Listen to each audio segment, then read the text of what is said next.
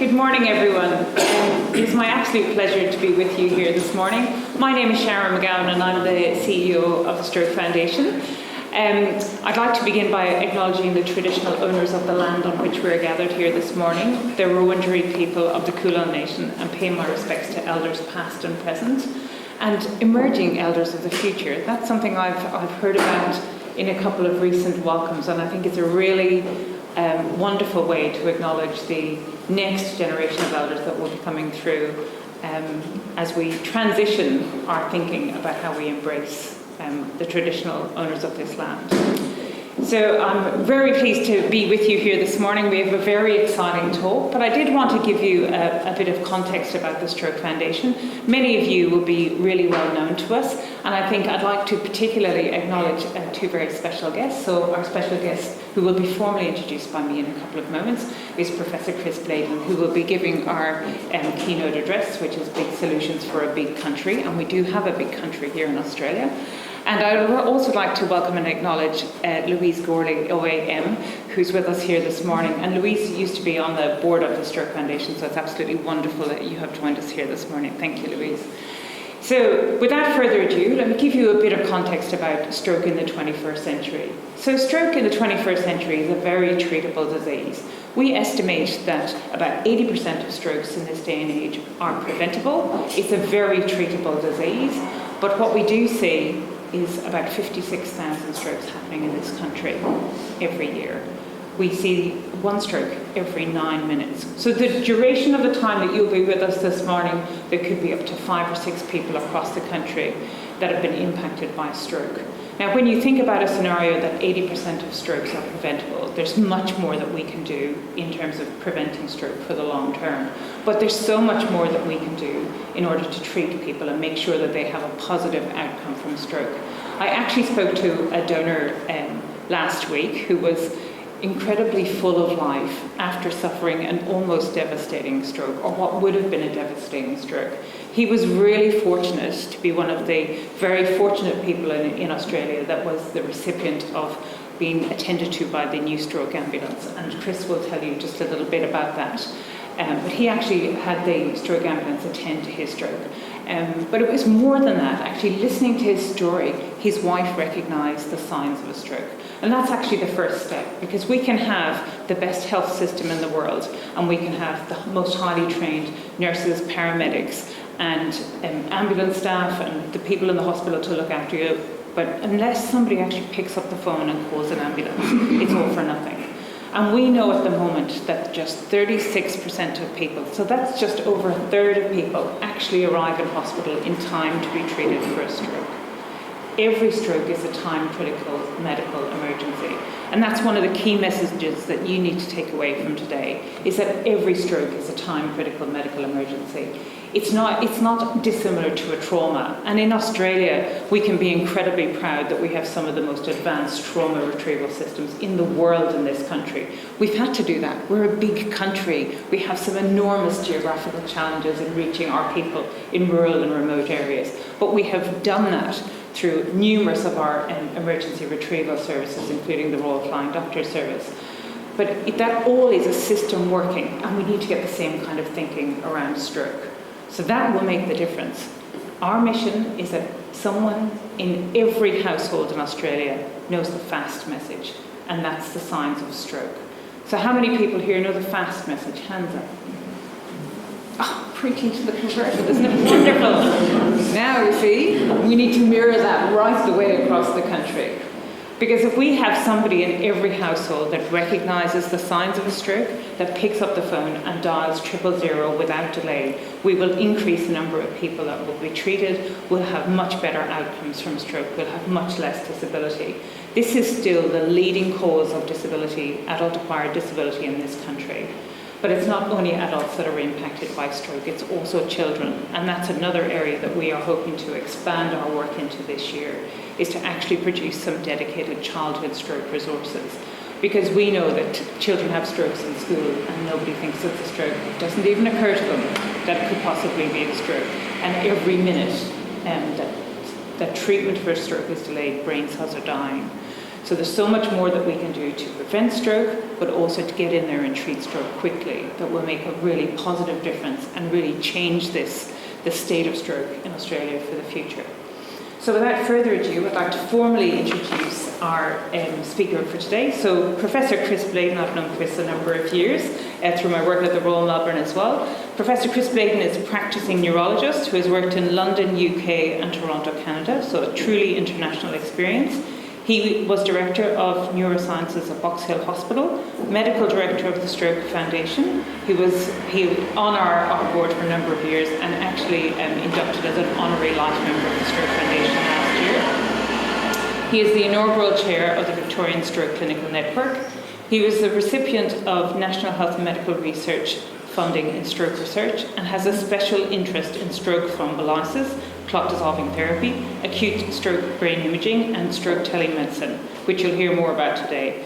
In 2012, he was the recipient of federal funding to commence the Victorian Stroke Telemedicine Programme, in which expert stroke neurologists can treat patients with acute stroke in emergency departments in all 16 hospitals in rural and regional Victoria.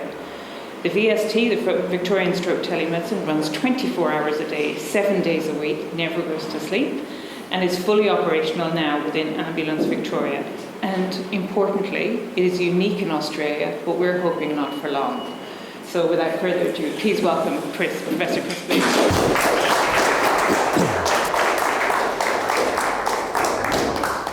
Sharon, thank you very much for that wonderful introduction. So, the title of today's talk is Big Solutions for a Big Country, and as Sharon has highlighted, this is a very big country, and indeed even Victoria is a big place, and so that's been a strong focus for us, and I'll cover that as we go through the talk today. So firstly, to maybe just give you a background, and this sort of graphic hopefully will be familiar to most of you if you've had the opportunity to access the Stroke Foundation website and look at this sort of information that they pull up. I'm not going to go through all these in great detail, obviously, but I'm just going to highlight a few key ones. Firstly, to look at those. Oops, sorry. Let's go back one. Firstly, to highlight the areas up the top here, and really this area here looks at, this part of the graphic looks at the use of thrombolysis, and as you can see there, in 2015 about 7% of patients received clot busting therapy. In 2017 it got up to 13%. And one of the other graphics, elements of this graphic that is important is the number of patients who received stroke unit care. And as you can see, if you're in a metro hospital, around 80% of patients will actually get into a stroke unit in a hospital. However, if you're in a regional hospital, it's only about half, about 47%. So this was a significant factor for us, and as you can see, Australia sort of is lagging a little bit behind in the overall percentage of patients who actually receive treatment within 60 minutes. We're only down to about 30% as opposed to our colleagues in the USA and even the UK, heaven forbid, who receive treatment much more quickly. So we're really looking to try and improve that. Obviously there's a concerted program of work to make sure that happens in metro hospitals, but a focus of mine is really been trying to make sure that there's equity of access to acute stroke care, particularly across regional centres. So that's been a big issue for us. But I thought I'd set the scene really in terms of what our population is doing, and this is what the population looked like in 1971. And in fact, to take it back even further, if you were living in the time of Shakespeare and you were walking around the streets of London, about 50% of the people you would meet on the street would be under the age of 20. So back in those days, you simply did not live to a ripe old age. You died young, and so the population was very young. In 1971, as you can see, the population still is very young. We have what the demographers would call a very pyramidal shaped structure to the population, where there's a strong baby boomer element to it. However, as you move into 2011, you can see things are changing, and then by the time you get to 2051, the juniors in the population have really shrunk, and it's the older population that is really dominant. And you'd be very interested to know that the demographers call this a coffin-shaped curve. That's the official terminology for this curve. It's a coffin-shaped curve, and you can see there's a heavy emphasis on the older population, and of course we have to have our health systems geared up to managing that older population. So, key stroke facts. You obviously know about all this. Stroke kills more stroke kills more women than breast cancer. 1 in 6 patients will have a stroke in their lifetime. There's 55,000, probably more patients, people with stroke occurring, living in Australia, and 1 every 10 minutes. And by 2055, we'll have up to 1 million stroke survivors in the population. So it is a very, very big issue for us. So let's start by setting the scene for big solutions for a big country. And I like this slide because it reminds me that many of us are moving into the autumnal period of their life, and patients are getting older, and we no longer talk about the elderly, we talk about the older population. So I've learnt the terminology that has to be used correctly, and as the years go by, it's more and more relevant to me.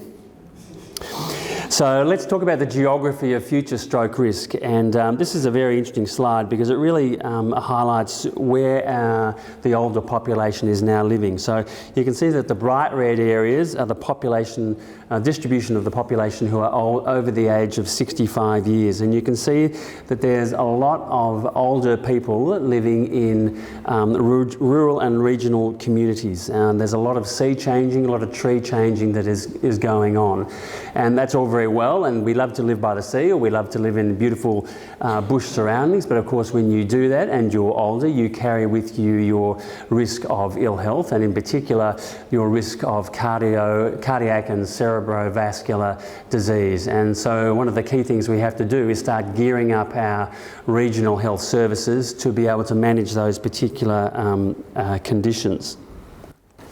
So can we do that with our current workforce? Well, clearly not. I mean, the population is ageing quickly.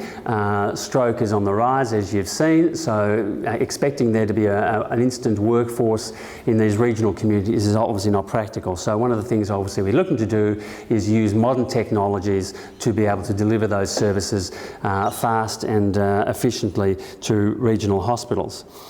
And so one of the things we're looking at is telemedicine. And telemedicine is what they call a really disruptive influence in what we understand as being clinical care.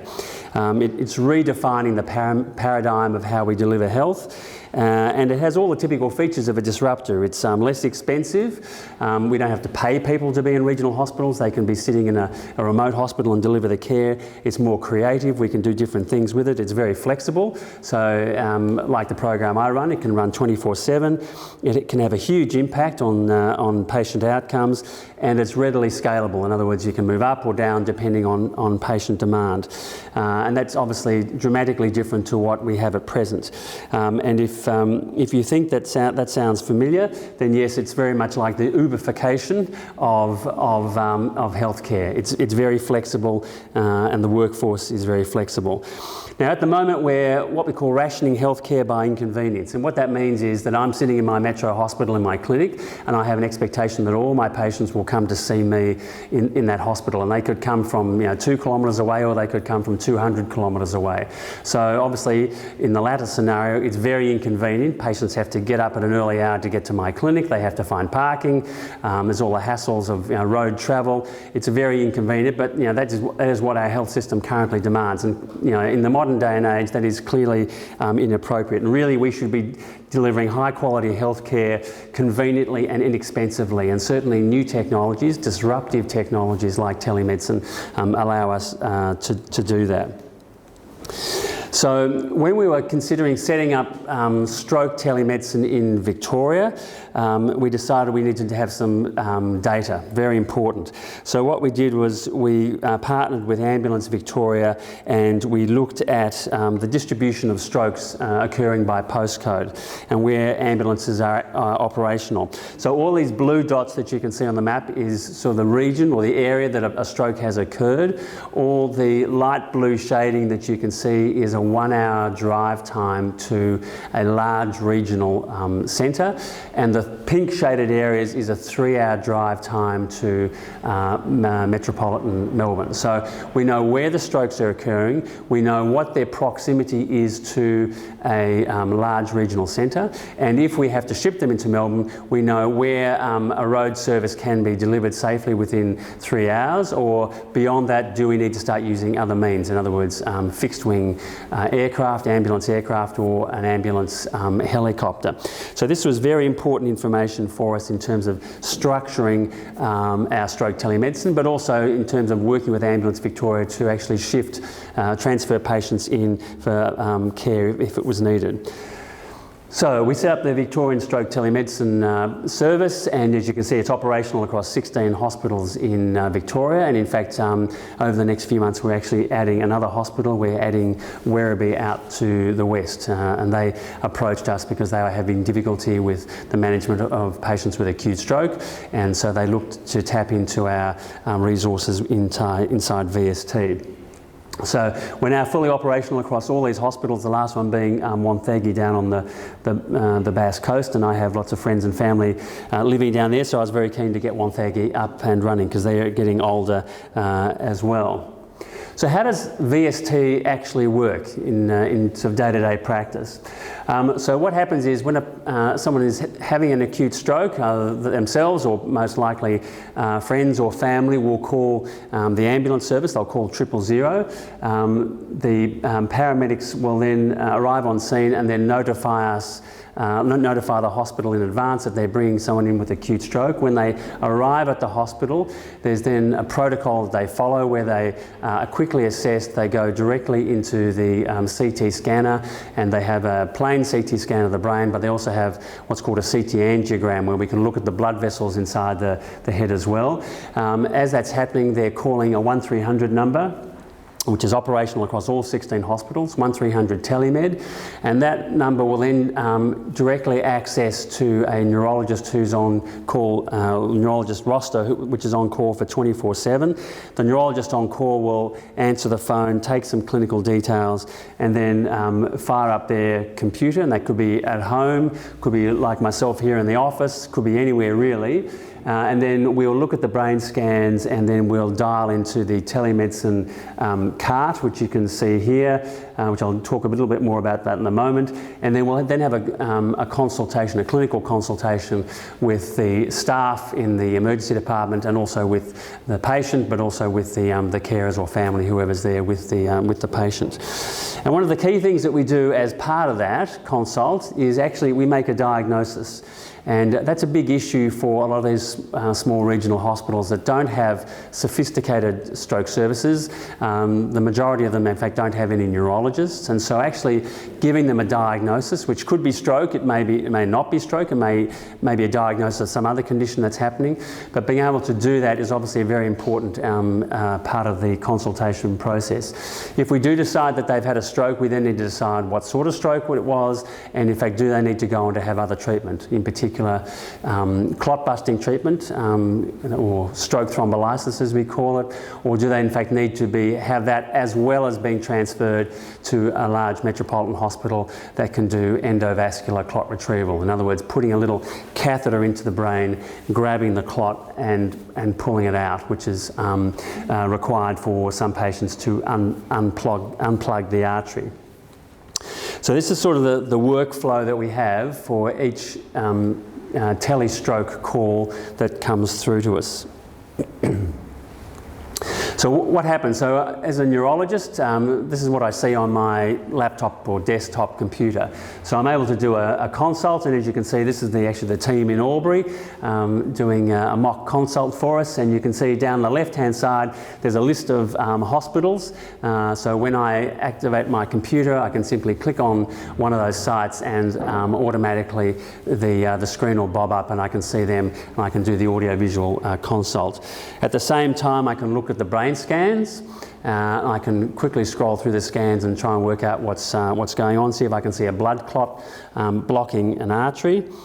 And importantly, at the end of all that, I need to type up a consultation note. So obviously, as part of any clinical consultation, we have a medico-legal responsibility to ensure that all that information is conveyed back to the hospital that has called us. So it's important that we complete the documentation, and that is then sent to the hospital and they can file that in their medical records. So everyone knows exactly what was discussed and what the treatment plans were. So this is the technology that we use, and this is what we call a telemedicine cart, or as you can see, it's called a teledoc. This sits in all the emergency departments around Victoria. It has a camera at the very top of it. It's got a screen. There's the bottom has a battery and all the computing. There's a keyboard there in case we need to use it. But most importantly for the staff in the hospital, they don't need to worry about any of that. There's only one bit of the equipment that they actually need to worry about, and that's the bright green button that you can see there. So when they wheel out the cart, they simply push the button, and everything works from then on. So we keep the technology usage to an absolute minimum, reduces confusion. There is no remote controls or anything else that are required, no typing in of contact details. It's just one green button is all they need to worry about, and the whole system kicks off. So in using this technology, we found that about 1 in 3 calls we get is in fact not a stroke. So it's what we call a tele-neurology consult. So patients come in with to the emergency department with suspected stroke, and when we actually do our consultation, we often find there are other things going on that can mimic a stroke, and that could be an epileptic seizure, it could be a migraine, sometimes it's a complication of diabetes that sometimes can look a bit like a stroke. And sometimes that's quite difficult to determine, and our expertise obviously allows us to do that and ensure that the right diagnosis is made, and if it is a stroke, what the appropriate course of action is.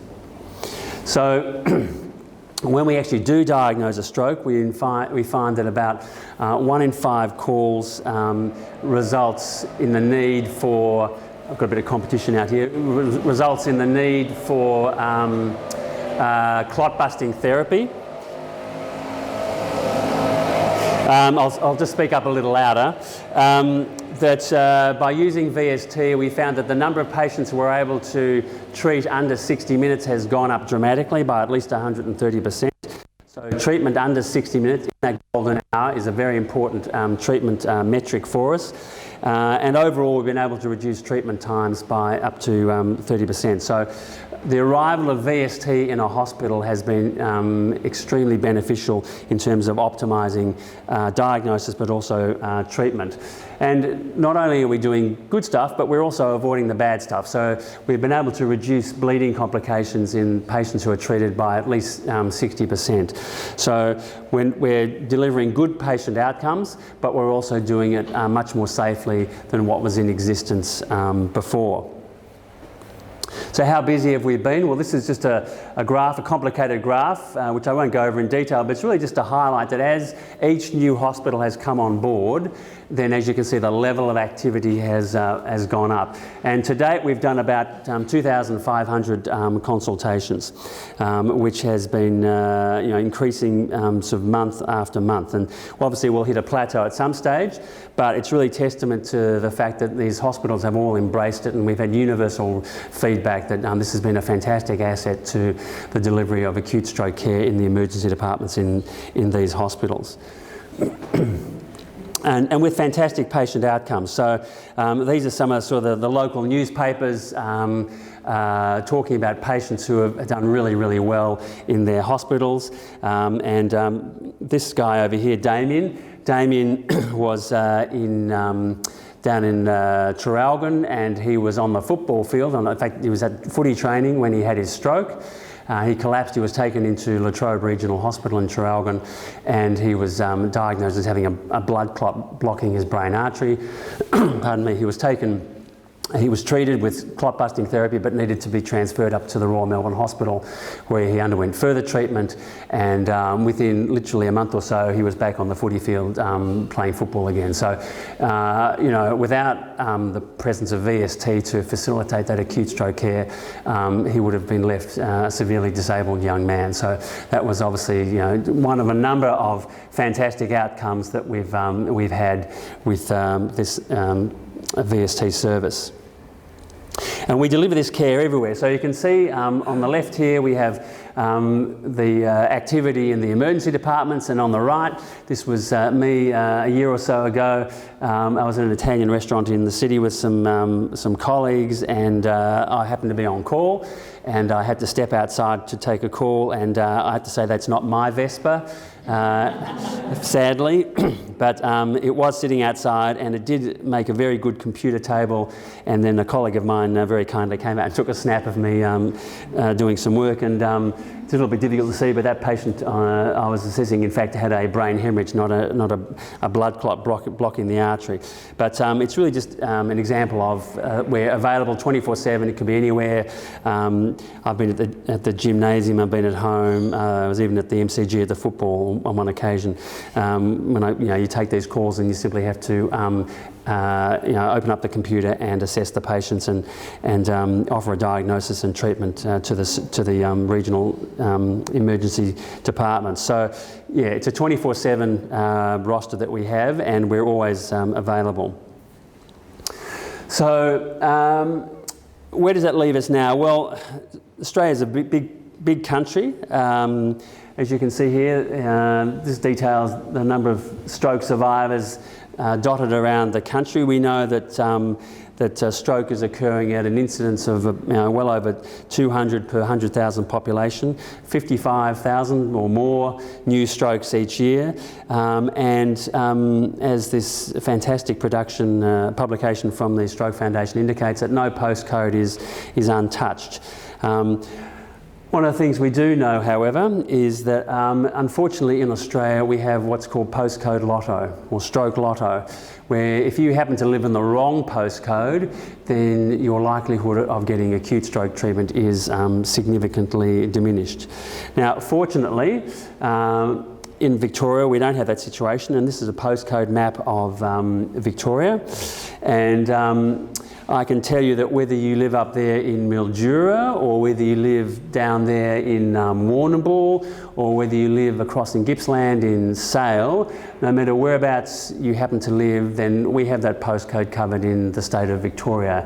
And if needs be, we're able to not only treat the stroke patients in those areas, but we're also able to transfer them in to Melbourne for clot retrieval. So they need that high level clot extraction from the brain. We're able to facilitate that, and we now have a fantastic working partnership with Ambulance Victoria, and we can use planes, helicopters, road cars, whatever's available. We now are able to very promptly turn up at the hospital, transfer the patient out, and get them in quickly to have the high level stroke treatment.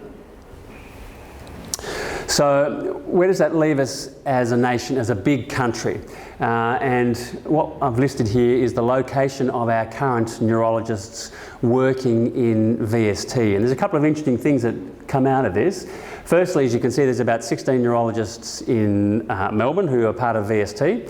But importantly, we have a neurologist colleague interstate up in Sydney who is also part of VST, and he is able to live in Sydney and has been treating patients in Victoria. But perhaps even more interesting is that VST is in fact an international service, and so one of our colleagues who was living in Melbourne has moved back to Christchurch in New Zealand, and he is on our VST roster. So he is able to live in Christchurch, and he's been actively treating patients in Victoria as part of the roster. So it's fantastic that we can set this up. It's now not just a Victorian service, in fact it has an international flavour to it as well.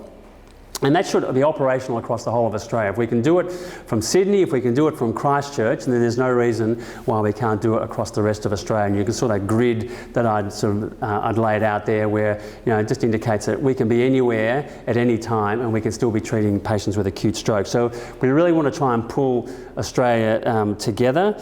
And we've done a lot of groundwork already, trying to identify those hospitals around Australia that would be best placed to have a telemedicine service. They've got the right equipment, they've got the right type of CT scanner, they've got the right sort of services in that hospital to treat acute stroke patients. And we guesstimate that there's around 23,000 patients in regional Australia who are having an acute stroke. And obviously not all of those are going to be living in close proximity to a regional hospital, but we think there's a substantial proportion of those that we can actually access, and we're very keen to spread out to all these hospitals with a much larger roster of neurologists, and deliver acute stroke care. So our sort of guiding principle in all this is that no stroke should be untreated in Australia, and we're really trying to facilitate that with our work with the federal government and also with state governments. And to that end, there was a recent forum in Canberra, and as you can see, we have our illustrious CEO, Sharon, here, with my colleague, Professor Chris Levi and Professor Dominic Cadillac, talking with Greg Hunt, the Health Minister. As you can see, we're explaining to him the benefits of telemedicine, and that certainly I can say that was very favourably received, and we'll be having further discussions with the Federal Department of Health to facilitate funding to allow us to slowly deliver acute stroke telemedicine across all those hospitals in regional Australia. But it's difficult. It's very, very difficult to deliver this. And as we've talked about, telemedicine is disruptive, and we have to get everyone on board. We have to work with all these small regional hospitals. We have to work with state health departments. And I'm always mindful of this quote, but there is nothing more difficult to take in hand, more perilous to conduct, or more uncertain in its success than to take the lead in the introduction of a new order of things. And that's what disruptive innovations are all about. And this is a very pertinent quote for modern times. It was just as pertinent back in the 1500s from Machiavelli when he wrote his very famous book. So you can see things haven't changed a great deal. Getting change happening is very, very, very difficult. So let's talk about some even more futuristic developments that we're working towards. And one of these is really the need for speed. So delivering a service is important, and that's what we're doing through VST, but we want to deliver that service really, really quickly. And of course, to do so, we have to work closely with emergency departments, but we have to work very closely with what we call first responders, and that's basically the paramedics out in the field, arriving at the scene, arriving at someone's home, arriving at the shopping centre, wherever, where the acute stroke has taken place. And we have to work very closely with them and really try and give them the tools to allow them to do their job quickly, but also allow those doctors working in the hospital, in the emergency department, to also do their job very quickly as well. And we're looking to deliver that because rapid intervention improves patient outcomes. So we know that cardiovascular disease accounts for about a third of Australian deaths. We know that every minute saved results in about 2 days of healthy life, additional life years. And you may well have heard the terminology that time is brain. The quicker we can do things, the less brain cells die, and the better the outcome. It's very similar for patients with heart attack, what we call STEMI, myocardial infarction. So we know that if you can get patients to the right location and you can open up the coronary arteries, the heart arteries very quickly, then obviously we can reduce the damage there. And I always like to note that the cardiologists are hopping on our bandwagon a bit, which is not normally the case, but they're now talking about time is muscle. So the quicker you can open up the heart arteries, the more heart muscle you can preserve. So the need for speed is something that's very consistent across treatment of acute stroke, but also treatment of acute heart attack. And everything has to happen ideally within the golden hour.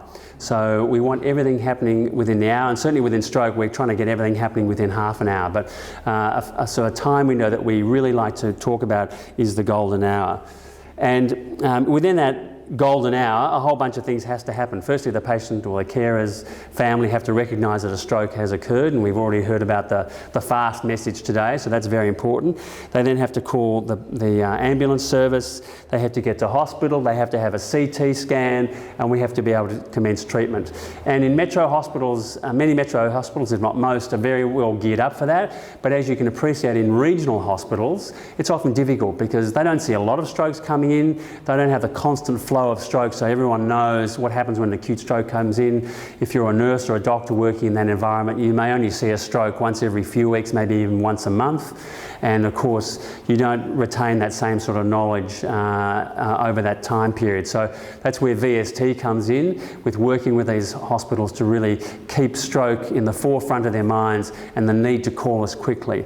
And this is about giving them the right tools to be able to do that. So we know that many hospitals in fact miss the golden hour, and for stroke, the Stroke Foundation data would seem to indicate that about 26% of patients are being treated within the golden hour. We know that in regional hospitals it gets less, it's down to about 19%. And with those hospitals that are doing VST, we know that we've got them up to sort of metro standard. So we can say that if VST is operating in a hospital, is functional in a hospital, then they're delivering care equivalent to that which you would get in a metro hospital, of course, which is very important to us. But we need to try and improve that. And we know that if you're actually able to pre-notify the hospital, let them know that you're coming in, that you can actually do dramatically well. And as you can see there, that you can start to dramatically reduce the time it takes to commence that treatment. 13 minutes faster for stroke, even a bit faster if you're treating an acute heart attack, and if the heart attack has to have a balloon put into the heart artery, you can reduce things by at least half an hour. So we know that pre-hospital notification equals preparation. So if you're able to prepare for the patient coming in, then you're able to do things that bit much quicker and deliver much better care. But the problem with hospitals is that we all work in our little individual silos within the hospital. So I could be working in the emergency department and I'm very focused on what happens in the emergency department. The stroke team are in a different part of the hospital. They're very focused on what's happening in the stroke ward. The radiology department is very focused on patients coming in and patients they have to scan. So everyone is in their individual silos, and we have to communicate between those different groups to make sure that when patients come into the hospital, they actually move between those different groups very, very efficiently. So this is one of the things we need to do. We need to make sure that patient comes in on the top part of the line there and actually moves through all those different clinical environments very smoothly. What currently happens at the moment is what you see in the bottom part, where the patient comes in and there's phone calls bouncing between different areas. The emergency department will call up the radiology department to see if the CT scan is ready. The guys in CT will say, we're not quite ready yet, there's someone on the table, we'll call you back in a few minutes and let you know when it's free. And then someone has to call out to the stroke registrar in the hospital and say, can you please come down and see this stroke patient? And he'll say, yes, I'm still finishing my ward round, I'll be down in 5 or 10 minutes to see the patient. You can see there's lots of calls bouncing back and forth. And in metro hospitals, that works to a reasonable degree, and everyone knows that when acute stroke comes in that they do need to be available for that patient. But we know that in regional hospitals that it's not nearly as smooth and runs efficiently.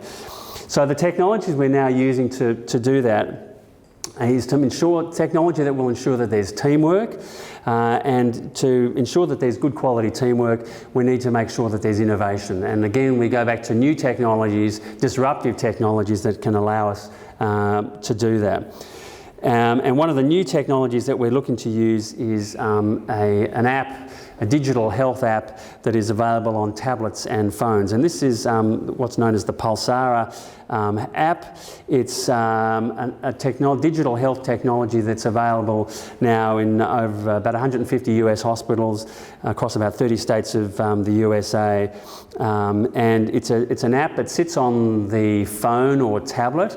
So when the paramedic arrives at the scene where someone is having an acute stroke or an acute heart attack, they activate this technology, they put in some key details, and they then hit the alert button, and that information is transmitted through. So at the scene, the paramedic can choose between stroke or STEMI, as you can see there. They then fill out the patient details, and that big red button is the key one. So when they hit that big red button, a siren actually goes off on the tablets, the iPads that we've got in the emergency departments, and everyone is alerted by this loud siren that's going off. They then have to go over to the iPad and they have to hit accept, and the triage desk, the front desk of the hospital, is also given that information, and they're able to pull up all the patient's details. And this is before the patient, or as the patient is leaving the scene where they've had their stroke. So by the time the patient arrives at the hospital, everyone knows that there's a patient coming in. That information is also conveyed to the stroke registrar, to the CT scanner, the radiographers in the CT scanner, or if it's in a heart attack, to the cath lab, so that everyone is aware that there's an acute stroke or an acute heart attack coming into the hospital. So they have significant advanced warning.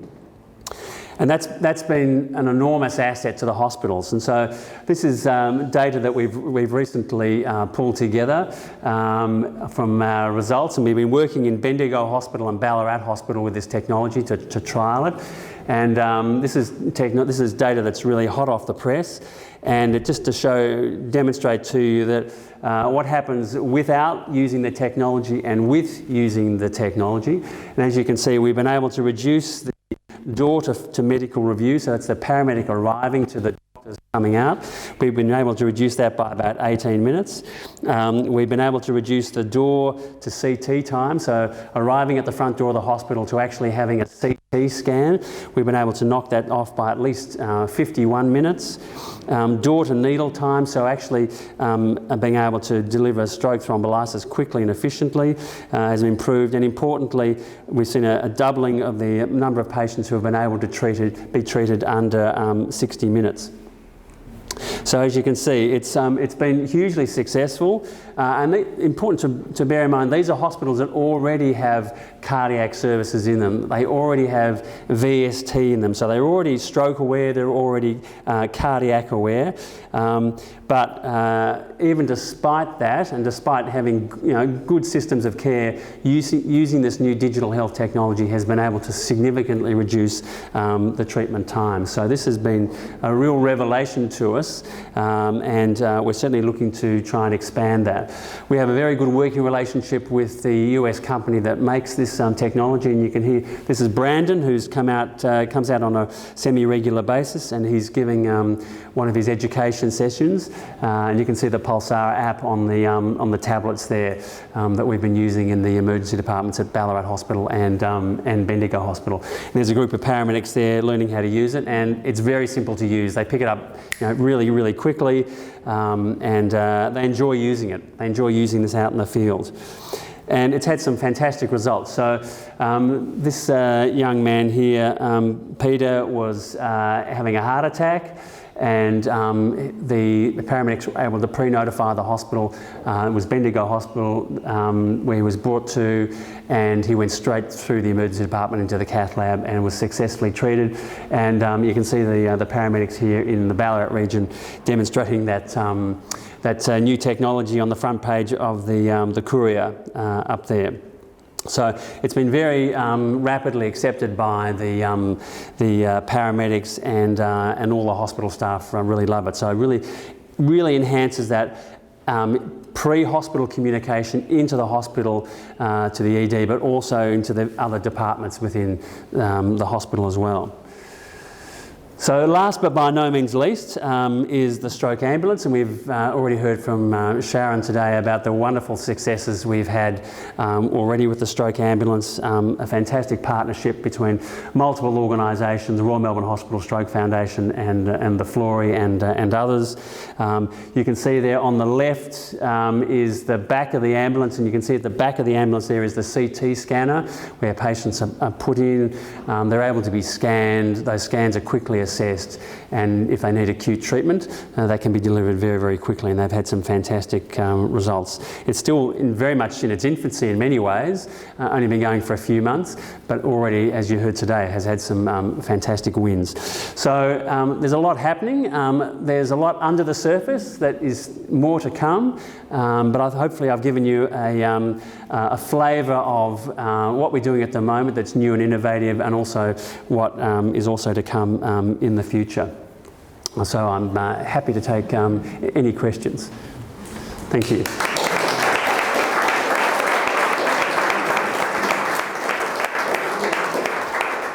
Open for some questions. Yes.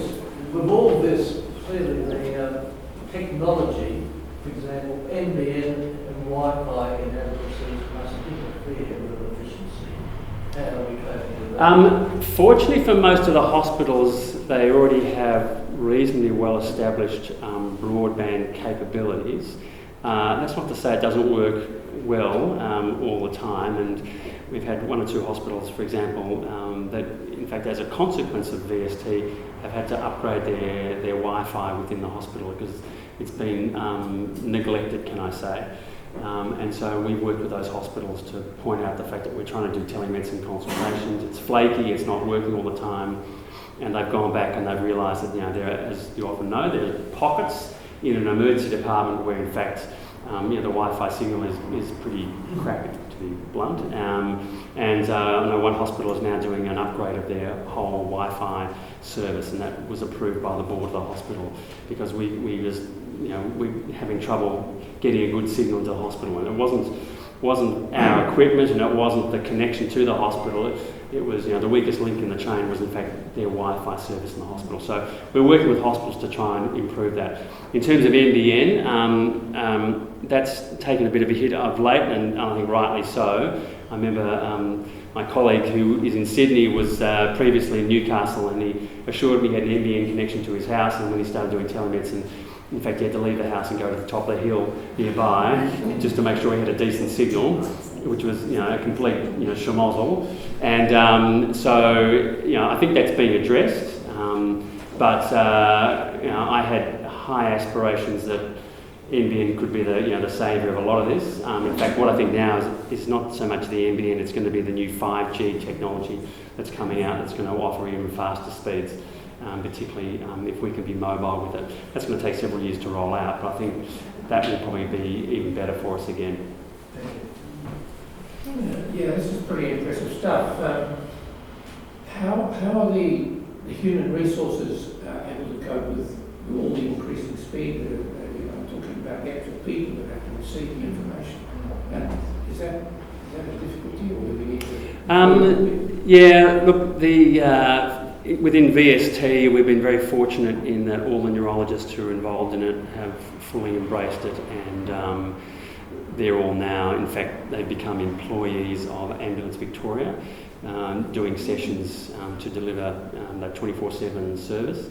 In terms of the paramedics themselves using the technology like Pulsara, one of the beauties of these technologies is they're so simple to use, everyone gets it straight away, and the interesting comment that you hear about is it looks so simple, this must be a very simple technology, and that automatically makes me realise that if it looks really simple and easy to use, the back end of it is that in fact there's been a huge amount of research and development to make it look that good, and I happen to know with Pulsara that is really tens of millions of dollars of research and development to give such a simple looking technology. To make it work well and to keep developing it takes a lot of background work. So we're fortunate to be able to be the first place in Australia to utilise that technology, and given the very positive results we've had so far, we're very keen to start expanding that across the whole of Victoria. Thank you very much, Chris. Can you tell me, take me back to beginnings, how long have CT scans been around, and why isn't Geelong one of the hospitals that's included? Well, CT scanning's been around probably since the late 70s, early 80s. Thank you. A long time. It's interesting looking back at scans from those times compared to now. I mean, you wouldn't sort of compare them at all. Technology has marched on enormously. In terms of Geelong is actually a metro hospital. Although it's we always think of it as a regional centre. In fact, it's considered as in many ways as a metro hospital, and they already have very well established services down there. So, and that with a large neurology department that's active down there. So, there hasn't really been any requirement to work in Geelong as such. Could you tell me if there's any linkage between a TIA and a stroke? Yes, there is, and one of the issues that we find, particularly in regional hospitals, is that there's often a misdiagnosis around that. So typically TIAs will only last a few minutes, 5 minutes, 7 minutes or so. So they're very brief neurological events, and it's not uncommon for us to be called from a regional hospital and they say, look, this patient's had a TIA about an hour, 2 hours ago, and they've still got a little bit of weakness in their hand. And the first thing that we realise is, in fact, this is not a TIA.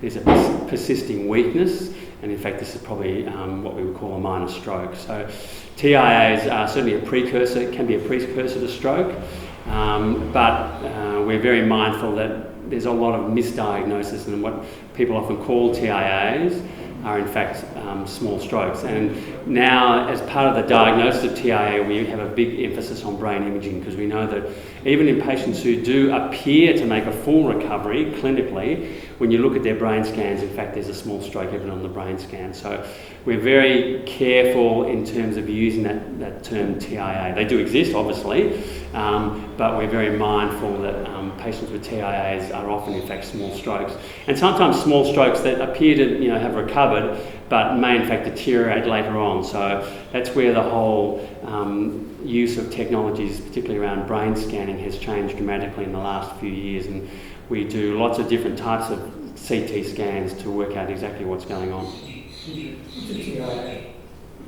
Sorry? What's a TIA? Oh, a transient ischemic attack, or some people call it a mini stroke.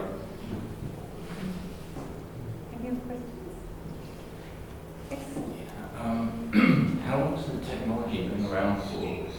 Because I had my stroke in 2016, and I had it in New York when I was on holiday, and they took me to a normal hospital. First of all, gave me the dissolving drugs, but they found that they weren't going to work because I had a massive stroke and there were 2 clots, and they took me for a clot retrieval.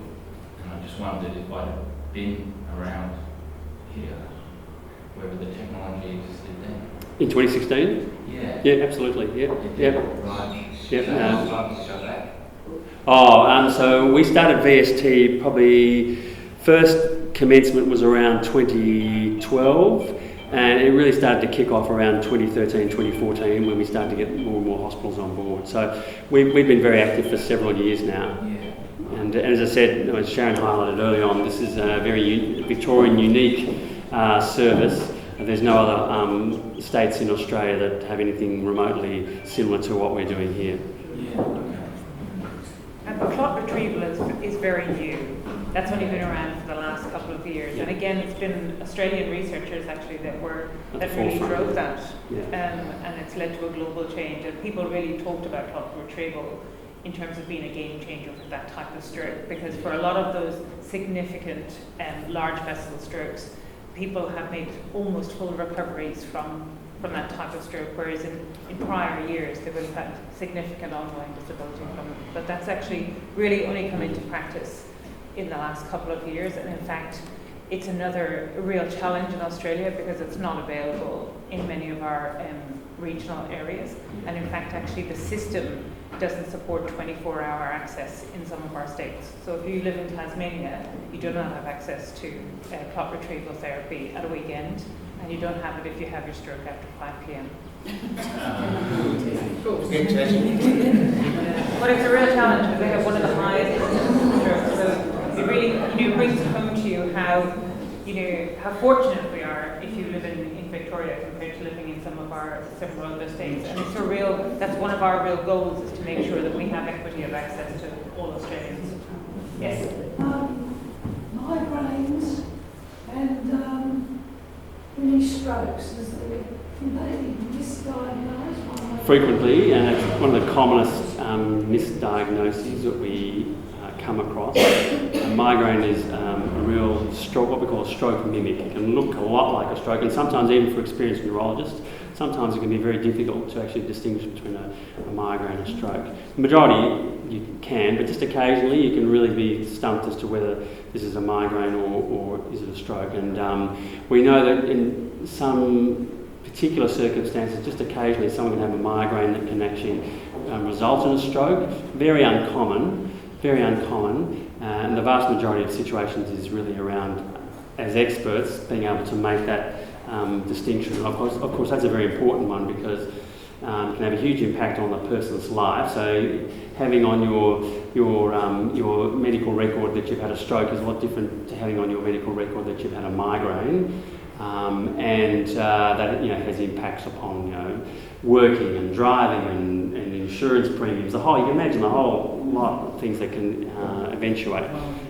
So being able to deliver that expertise is obviously very important. Yes, great. What's the actual difference in terms of a clot, with a stroke and a bleed? And what's the difference between treatment and how successful is it with bleeds? Yeah, so obviously one is too much blood and one is too little blood. The clot is not enough blood getting into the brain, and the bleeding is obviously a rupture of a blood vessel and blood into the brain tissue. For the regional centres that we work in, that's very important to give them guidance how to manage hemorrhagic stroke, because in the past, often what they would do is see blood on the scan, and there'd be sort of an element of panic would occur, and they just want to move the patient out as quickly as possible. One of the things we're now able to do is actually reassure them that, in fact, this is it's only a very small bleed. The patient does not need neurosurgical intervention. The patient can be quite easily managed in your hospital. It avoids transferring patients unnecessarily. And one of the things that prior to VST coming along, what would typically happen was these patients would be transferred down. They'd arrive in the emergency department of the Royal Melbourne Hospital. The neurosurgical registrar will come down, take a look at the scan and say, this is minor, we don't need to treat it, send the patient back. And so basically it would be a complete waste of everyone's time to actually ship that patient down. Nowadays, we can actually provide that guidance and that assistance so to avoid that from occurring. Similarly, sometimes there are situations where the patient does need to be transferred out, and again, we can help facilitate that as well. But in terms of treating bleeds into the brain, there's nothing dramatically new. There's some interesting research going on around treating brain hemorrhage, brain bleeding, but that's still very, very early days. Sadly, very early days. We're still much more advanced in being able to treat patients who have a blood clot blocking an artery. Does the bleed invariably turn into a stroke? Well, the bleed is a stroke. Yeah, so stroke is the term that covers all those different scenarios. In regional areas, are we looking at training the sometimes one nursing staff who is at a small hospital area where people go there? So VST is only operational in the larger hospitals. So for VST to work, they have to have a large emergency department. They need to have a CT scan that can do different types of brain scans, and they need to have the capacity to take the patient into an acute care environment. And sometimes that's a stroke unit, but often it's an intensive care unit or what we call an HDU, a high dependency unit. We have about 2 hospitals in VST that don't have that services but are very isolated, and they have set up what we call drip and ship protocols. So what that means is, for example, in Bairnsdale, patients go into Bairnsdale, they're given a brain scan. In fact, they have a fantastic brain scanner in Bairnsdale. They're assessed, diagnosis is made, treatment is commenced, and then the patients are moved out to Sale Hospital where those larger scale facilities are present. So some hospitals do have a drip and ship protocol. Most would have what we call a drip and stay protocol, where they can treat the patient and retain the patient in the hospital. So we don't deal with those little small urgent care centres where there may just be one nurse. This is really focused on those larger regional centres. How much does that machine cost? One where you press the green button? Oh, the big green button? Yeah. That costs many tens of thousands of dollars. Are they funded through the state, federal? Yeah, so our initial funding was from the Federal Health Department to put all those in place. And one of the things we do with those machines is we really emphasise to the emergency departments that they need to use it a lot. And importantly, not just use it for stroke, but use it for other things. Because we'd much rather that the technology was sitting there and being used all the time than just sitting there and being used for the occasional stroke that comes in. And many of the hospitals, in fact, now use it. They use it to call into trauma services, paediatric services. They use it sometimes to communicate to other hospitals. So it doesn't get used very, very regularly, but it's used on a regular basis so that everyone is very familiar with it. They know how to use the equipment. One of the things about telemedicine and telehealth that we discovered when we first started setting up VST is that a lot of these hospitals had received funding for telemedicine equipment, and no one had actually spent the time to actually explain what it's used for, how to use it, and what the spectrum of conditions it can be used for. And so as a consequence of that lack of education, often the technology just wasn't used at all. I remember vividly back in about 2010 or 2011 going to Bendigo Hospital to see their telemedicine equipment, and I was shown into the broom cupboard, literally into the broom cupboard, and it had a dust cloth over it and said, "We haven't used this in months." And it was just indicative of some of the unfortunate practices that happened in the very early days of telemedicine, where money was thrown around because it was thought to be something we needed to do, but no one actually decided that in fact you need to put change management behind that. You need to have the education and put a lot of time and effort into explaining to staff why you're doing this, what it can be used for. And so one of the things that we do in VST is we don't just turn up with the equipment. We actually spend about 6 months or more educating staff, going over the protocols, putting a lot of time and effort into making sure there are people on the ground who can answer questions and ensure that the technology is being used on a regular basis.